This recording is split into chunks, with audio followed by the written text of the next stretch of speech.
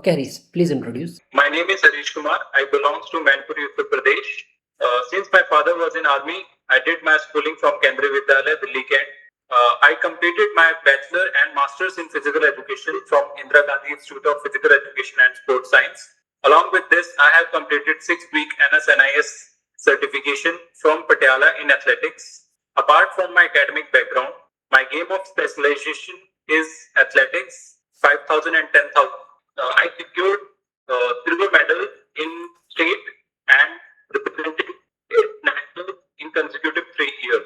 I believe physical education aims to develop confidence, discipline, and lifelong healthy habits. That's all from my introduction. Thank you. So आप army background से हैं, right? Yes.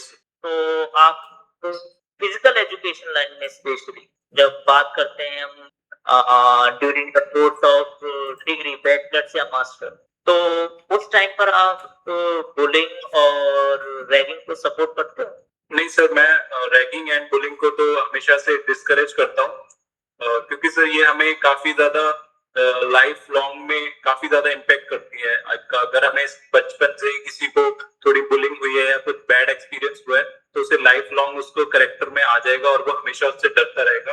तो मैं हमेशा sir उसको discourage करता हूँ। ओके, बट अगर हम आर्मी में देखें तो और जिस तरीके से हम वीडियोस या कभी आर्मी पर्सनल से मिलते हैं तो जिस तरीके से डिसिप्लिन में लाने के लिए उनको फिजिकल चैलेंजेस और फिजिकल आप बोल सकते हो टास्क दिए जाते हैं जो दूर से देखने पर आपको पनिशमेंट जैसा लग सकता है, तो वो तो उनके लिए नेसेसिटी है। और हमारा फील्ड भी कहीं ना कहीं फिजिकल मूवमेंट और फिजिकल एक्टिविटीज पर बेस्ड है, तो आप इसको डिस्करेज क्यों कर रहे हैं? यस सर, आर्मी में सर ऐसे कई बार देखा गया है कि ऐसे एज ए रगड़ा के तौर पे उनको काफी ज्यादा टॉर्चर करते हैं फिजिकली, बट सर उनको प्रिपेयर करते हैं कि अपनी वर्स्ट सिचुएशन में भी अगर आपको किसी फाइट करना है, उसमें सरवाइव करना है कैसे भी, उसके लिए प्रिपेयर करते हैं। बट सर नाउ डेज अब बहुत ज्यादा साइंटिफिक ट्रेनिंग आ गई है और हमारी फिजिकल एजुकेशन एक स्पोर्ट्स ट्रेनिंग है जो कि सिर्फ स्पोर्ट्स को प्लेयर्स को प्रिपेयर करती है, एजुकेशन को एजुकेशन से डील करती है। तो सर हमारे में ऐसे रगड़ के या ऐसे टॉर्चर वाली मेहनत करके वो सब पर मतलब वो तो सर पर्पस फुलफिल नहीं करेगी सर हमारा। ओके, बट आपने बोला हमारी कहीं ना कहीं ज्यादा पेडागोजी प्लस आपकी साइंटिफिक और एजुकेशनल बेस्ड हमारी अप्रोच है, तो कहीं ना कहीं आप ठीक कर रहे हो आर्मी की जो अप्रोच है, या वहां पर साइंटिफिक या वहां साइंटिस्ट उन चीजों में इन्वॉल्व है? सर वहां पे भी जो पहले का ट्रेंड है वो अब थोड़ा थोड़ा चेंज हो रहा है। अब वो भी थोड़े डिसिप्लिन के हिसाब से एक्सरसाइज कराते हैं कि जितनी कैपेसिटी है, तो मतलब वो इतना हमेशा कुछ चीजें लिमिट में होती हैं तो वो ठीक रहता है sir. Okay, good. So basically आपकी एथलेटिक्स 5100, राइट? तो 10,500, राइट। ओके, फिजियोलॉजी आपको पसंद है? Yes sir. ओके, और कौन कौन सब्जेक्ट आपको अच्छे लगते हैं? Sir sports training, anatomy and sir physiology. Okay, anatomy and physiology, okay, sports training. Okay, मेरा फर्स्ट पोजीशन है एथलेटिक्स से। आपके दो खिलाड़ी हैं 100 मीटर के, ठीक है? या आपको जैसे 5000 पसंद है तो हम 5000 के मान लेते। दो खिलाड़ी हैं जिन्होंने 5000 रनिंग सेम टाइम पर कंप्लीट की। जो भी आपकी टाइमिंग आती, कितनी है 5000 की आपकी टाइमिंग? सर मेरा personal best sir 32 minute 20 seconds. Okay, 32 minute 20 seconds. Okay, so हम मानते हैं इन रफली के 30 मिनट में आपने और आपका जो साथी है दोनों ने 5000 रेस जो है आपने कंप्लीट की। उसके बाद एक फिनोमेना है जिसको हम बोलते हैं oxygen depth, epoch, right? Yes. में आप देखते हो तो आपकी जो रिकवरी है वो 3 मिनट में हो गई, बट जो आपका साथी है उसको दोबारा रिकवर करने में 8 मिनट लगे। तो जो ये ऑक्सीजन डेप्थ है, इपॉक है, जो ये ब्रेक डाउन हुआ है, ठीक है, ये जो स्टेट है, ये फिजियोलॉजिकली आप दोनों की फिजियोलॉजिकल जो स्टेट है, इंटरनल स्टेट, क्या रिप्रेजेंट करती है? क्या पता चल रहा है इससे जो रिकवरी के पैटर्न से, कि आपको 3 मिनट में और उसको 8 मिनट लग रहे हैं रिकवर करने में? Yes sir. सर ऐसा हो सकता है कि दोनों की रिकवरी डिफर करे एक दूसरे से, जो कि काफी कॉमन है, और ये सर काफी सारे फैक्टर्स पे डिपेंड करती है। जैसे कि अगर जो 3 मिनट में प्लेयर रिकवर कर रहा है सर, उसकी एरोबिक कैपेसिटी ज्यादा बेहतर होगी, उसकी sir buffering capacity to remove lactic acid वो बेटर होगा, और सर उसके जो माइटोकॉन्ड्रियाज और कैपिलरीज का अमाउंट होगा वो ज्यादा बेटर होगा, ताकि वो जल्दी से सारे में ऑक्सीजन डिलीवर कर पा रहा है। उसका हीमोग्लोबिन भी ज्यादा बेटर होगा एज कम्पेयर टू जो 8 मिनट में रिकवर कर पा रहा है। राइट, गुड, है ना। तो आपने जो बात करी माइटोकॉन्ड्रिया, बट उससे पहले जो आपने बात की एरोबिक कैपेसिटी, जब हम एरोबिक कैपेसिटी की बात करते हैं तो नो डाउट आप उन सब चीजों को कवर कर रहे हो। उसके हीमोग्लोबिन, आप उसके जो आपके अगेन जो आपका लैक्टिक एसिड रिमूवल जो टाइम है तो उसमें मसल्स में स्टोर होता है, क्योंकि जितनी जल्दी रिकवरी होगी, जितना जल्दी ऑक्सीजन जाएगी, उतनी जल्दी उनकी आपकी जो लैक्टिक एसिड रिमूवल जो कैपेसिटी है, नो डाउट इंडिविजुअल पर यही रीजन है जो चेंज करेंगे। Okay, yes.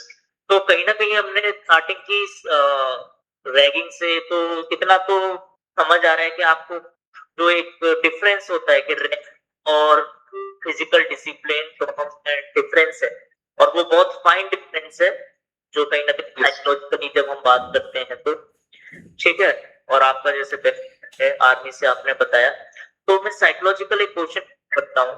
आप क्योंकि एथलेटिक्स से हैं तो उसी को हम कंटिन्यू रखते हुए, जब आपको 4x100 मीटर और रिले और 4x100 जो रिले रेस होती है, आपकी सेम टीम में आप दोनों टीमों में हो, 4x400 में भी हुआ और 4x100 में भी हो रिले में, पर जब आप 4x400 मीटर करते हो तो आप बहुत अच्छा टाइम दे रहे हो, है ना।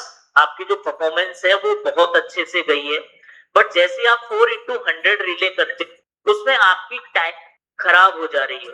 तो साइकोलॉजिकली जब हम इसको अगर कंसिडर करें कि जब आप परफॉर्म कर रहे हो दोनों ही हैं, तो साइकोलॉजिकली कौन सा स्टेट है, ये कौन सा फिनोमेना है जिसकी वजह से आपकी परफॉर्मेंस कम हो रही है? यस सर, जैसे जो हमारा स्प्रिंटिंग इवेंट्स हैं, दोनों स्प्रिंटिंग इवेंट्स हैं, तो सर हमारे स्प्रिंटिंग में बहुत ज्यादा लैक्टिक एसिड बिल्डअप होता है, जो कि क्लियर होने में टाइम लेता है। अगर 100% क्लियर करना है तो सर उसे 3 से 4 घंटे चाहिए। तो सर अगर उसमें गैप कम है तो वो मसल उतनी इफिशिएंसी से काम नहीं कर पाएगा। अगर हमने उससे पहले ही स्टिमुलस सेकंड रेस हमने भाग ली जो 100 into 4 है, तो सर ये पैरामीटर्स हैं। और सर हमारा न्यूट्रिशन, हमारा इलेक्ट्रोलाइट्स, ये सब काफी इम्पैक्ट करेगा रिकवरी में। ओके, फेयर इनफ, अभी बताएंगे। ओके, फ्रिक्शन के बारे में सुना है आपने? Yes sir. कि स्पोर्ट्स में और बेसिकली बोले तो जो आपके टाइप हैं, आप बता सकते हैं कौन कौन से? सर एक सर स्टैटिक फ्रिक्शन है, second is sliding friction and third is rolling friction. आपने एक स्टैटिक बोला, दूसरा sir sliding friction. Okay, and third is rolling, rolling friction. इसके अलावा भी है तो? Sir as per my knowledge अभी मैं इतना ही याद कर पाता। स्लाइडिंग फ्रिक्शन, स्टैटिक, ठीक है, और आपका रोलिंग। एक आपका इसके अलावा काइनेटिक फ्रिक्शन जो है वो किसको बोला जाता है? सर काइनेटिक फ्रिक्शन कह सकते हैं जब सर मूवमेंट हो रहा है और उसके साथ साथ जो फ्रिक्शन हो रहा है सर। ओके, जो काइनेटिक है आपका मूवमेंट। तो आपने स्टैटिक बोले, इनके एग्जांपल जैसे आपका कुछ स्पोर्ट्स के थ्रू अगर आप एग्जांपल लो, अगर आपके पास नेल्स जो आपके होते हैं शूज में, अगर हम स्पेशली बात करें स्पाइक्स, है ना, तो वो कौन से फ्रिक्शन को बढ़ाएगा? सर वो हमें friction as a advantage use करते हैं हम स्प्रिंटिंग में या रनिंग में। वो सर हमें एक स्टैटिक फ्रिक्शन देता है। जब हम पंजा ग्राउंड पे रखते हैं वो एकदम स्टेबल हो जाता है, और वो सर हम फिर वहां से जब उठाते हैं तो वो रोलिंग नहीं होती है वहां पे, या कोई स्लाइडिंग नहीं होता है। तो सर एक स्टेबल स्टैटिक फ्रिक्शन है। स्टेबिलिटी और स्टैटिक फ्रिक्शन को इसको इंप्रूव करता है। ओके, स्लाइडिंग फ्रिक्शन का कोई एग्जांपल? सर स्लाइडिंग का सर? हाँ जी, स्लाइडिंग का कौन से गेम जैसे कि हम फ्रिक्शन आपके लिए एडवांटेज हो सकता है? सर जैसे कि आइस हॉकी है, उसमें हमें काफी ज्यादा हेल्प करेगा स्लाइडिंग फ्रिक्शन, क्योंकि सर उसमें मूवमेंट आता है, जैसे कि आपने बताया सब काइनेटिक फ्रिक्शंस उस तरीके। Okay, nice. तो अभी आप कहीं पर तैयारी कर रहे हो किसी पर्टिकुलर जॉब के लिए? No, sir. Currently, I'm preparing for this KVS and views. Okay. NVS में आप कहीं ना कहीं कुछ रीजनल या ग्रुप पॉलिटिक्स या आप इस तरीके से आप देखते हो, कुछ ऑब्जर्व करते हो कहीं पर कुछ बाइसनेस, रीजनल बाइसनेस और विद इन द आप बोल सकते ग्रुप पॉलिटिक्स, ये सब चीजें अगर आपने सुनी हो, तो अगर आप वहां पर एज अ पीईटी काम कर रहे हो या जॉब लग जाती, तो आप कैसे अपने आप को बचा सकते हो उस ग्रुप पॉलिटिक्स और या उस रिलीजियस बाइसनेस से कि आप कहाँ से आए हो, वहां पर किस तरीके से, और अब कहाँ नॉर्थ में होता है, नॉर्थ का साउथ पहुंच गया, साउथ का नॉर्थ में काम कर रहा है, तो रीजनल बाइसनेस लोगों लैंग्वेज की वजह से कहीं ना कहीं आ जाती है। तो आप कैसे उस ग्रुप पॉलिटिक्स और रीजनल बाइसनेस से आप अपने आप को बचा सकते Yes, sir. ये बहुत कॉमन है कि हो सकती है रीजनल बायसेसनेस। अगर मैं कहीं साउथ में शिफ्ट होता हूँ या ईस्ट में, तो फिर वहां पे लैंग्वेज बैरियर होगा, कम्युनिकेशन होगा, और वहां पे पहले से ही थोड़ा ग्रुपिंग होती है। बट सर, ये तो पार्ट ऑफ हमारा है लाइफ कि हमें ये सब से अच्छे से बॉन्डिंग, और सर हमें तो मैं एज ए अपॉर्चुनिटी देखता हूँ कि सर मुझे कल्चर एक्सप्लोर करने के लिए मिलेगा, न्यू लैंग्वेज सीखने को मिलेगी, न्यू लोगों से मिलने को मिलेगा। तो ये एक नया, मेरे को एक नई लर्निंग होगी हर जगह पे जाने से। सो लर्निंग तो आपकी दोनों तरीके से हो सकती है। आपने अभी जो कुछ बोला, आपने सिचुएशन को बताया कि क्या क्या चीजें आप फेस कर सकते हो। Yes I am talking about solutions, आप कैसे उसको करोगे काउंटर? Yes sir. सर मैं अपनी तरफ से कोशिश करूंगा कि सर मैं किसी तरीके से किसी से पॉलिटिकली इतना ज्यादा रिलेशन ना करूं, या किसी को पॉलिटिकली किसी को डिस्करेज या इंकरेज ना करूं, एक वन साइड किसी की तरफ बायस होके। मैं सबको सर कॉमन रख के अपना पॉइंट ऑफ व्यू रखूंगा, और सर सबसे मिलके रहने की कोशिश करूंगा सर, और ग्रुप कोहेजन अच्छा सा बना के, बॉन्डिंग बना के। Okay, thank you. सो इसमें मैं ये स्पेशली लास्ट क्वेश्चन में, जब बात की थी पॉलिटिकल बाइस और पॉलिटिकली जो आपकी ग्रुपिज्म होती है, रीजनल बाइस, तो जब पॉलिटिकली अगर आपको कुछ चीजें पता चल और आपको पता है किसी का नेचर आप नहीं जानते, तो जब तक ट्राई टू अवॉइड, जहां तक अवॉइड हो पाए, बट Yes. अपना पॉलिटिकल पॉइंट ऑफ व्यू वहां पर देने से बचे, जिससे कि कोई आपकी इमेज क्रिएट ना करे। कई बार होता Yes. है कि बहुत अच्छे हो पर सामने वाला बंदा आपको बहुत अच्छा समझता है, बट आप अनइंटेंशनली या सम किसी पॉलिटिकल पार्टी के अच्छे पॉइंट को ही बताते, नो डाउट आपके इंटेंशन उसको कोर हार्ट सपोर्ट नहीं कर रहे, बट उसकी पॉलिटिकल या पॉलिसी जो है उसको आप सपोर्ट कर रहे हो, बट सामने वाला जो पॉलिटिकली इन्फ्लुएंस हो रखा है आपके लॉजिक्स पर नहीं जाएगा, वो आपको इमोशंस पर जाएगा कि ये किस तरीके से बोल रहा है, तो वो आपको कहीं ना कहीं एक टैग दे सकता है।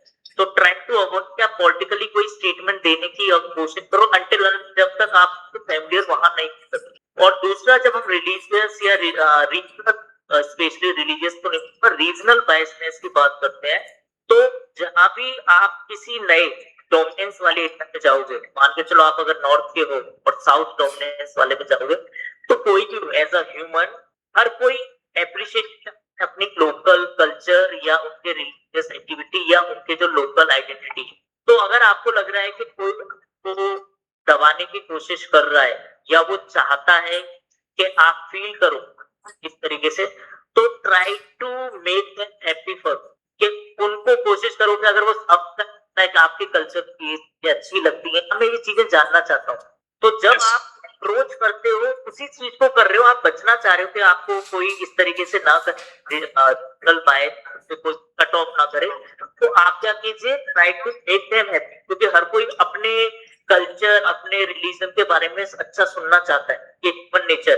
तो ट्राई टू उनको वेलकम करना है आपको कि सर आप साउथ के, मुझे ये साउथ का किस तरीके से आपका फॉर एग्जांपल डोसा की बात करें, डोसा कैसे बनाते हैं किस तरीके से, मुझे कभी बनाने के लिए या कैसे कर सकते गाइड कीजिए, तो दे विल फॉरगेट कि आप कहाँ से, और वो आपको एक्सेप्ट करने की कोशिश करते हैं, वो ये वेलकम होना है हमारे कल्चर, और it will create a bond, वो अच्छे से बॉन्ड क्रिएट भी करेगा आपके बीच में। तो हर चीज में बचना से बचना, कई बार कई बार उनकी ट्राई टू से आपको ही अप्रोच करना पड़ता है, बजाय इसके कि मैं स्टेप, और जगह से, क्योंकि जब आप इस जॉब में भी जाओगे तो हर जगह आपका बचना नहीं हुआ कि मैं सिर्फ अपने फिजिकल एजुकेशन के रूम में रहता हूँ या सिर्फ बच्चों तक ही रहूंगा, तो आप कर पाओगे, वो पॉसिबल नहीं है बहुत ज्यादा। Okay, thank you Harish. भाई मैं ऐड करना चाह रहा हूँ कि बहुत काम नेचर है, ठीक है, अच्छे काम रह के आंसर कर रहे हो, लेकिन नर्वसनेस पता कहाँ झलक रही है। आप अभी वीडियो रिकॉर्डिंग जब आपको मिलेगी ना, तो आप देखना इतने बार सर सर सर सर, हर आंसर के हर सेंटेंस के बाद सर सर सर। कितना भी काम रह लो, ये आपका सेंटेंस ही आपको बता रहा है कि आप नर्वस हो। तो इस चीज़ को आपको अवॉइड करना पड़ेगा, है ना। ठीक है, लेकिन आप खुद ऑब्जर्व करना कि आपने हर सेंटेंस में 2 से 3 बार बोला है। हाँ, अगले इंटरव्यू में इसको थोड़ा सा अवॉइड करना। आप पहले एक बार ऑब्जर्व करना अपने आप को, फिर अगले वाले में उसको इम्प्रूव करना। ठीक है।